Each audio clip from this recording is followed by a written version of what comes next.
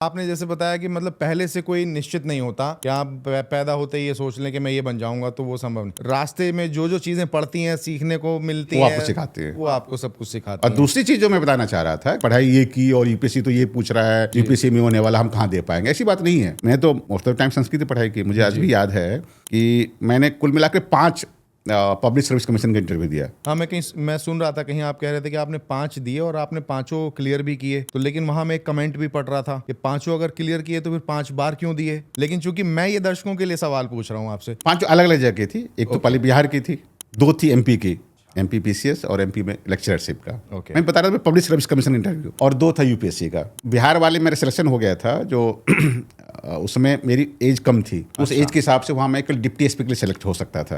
MP में दोनों बार selection हुआ, दोनों बार मैंने ज्वाइन किया। एक बार पहले असिस्टेंट प्रोफेसरशिप में हुआ तो मैंने ज्वाइन किया, और दूसरी बार वहाँ पर एसडीएम में डिप्टी कलेक्टर वो भी ज्वाइन किया। मैंने ट्रेनिंग की थी, 6 महीने ट्रेनिंग की। अच्छा, ट्रेनिंग की उसकी भी आप। यूपीएससी में सिलेक्शन हुआ था, पहली बार सिलेक्शन हुआ था मेरा, उसमें 299 रैंक आया था, तो दिल्ली डानिप्स के लिए हुआ था। बाद में उसी को अपग्रेड करके इंडियन रेलवे अकाउंट सर्विस के लिए हुआ था।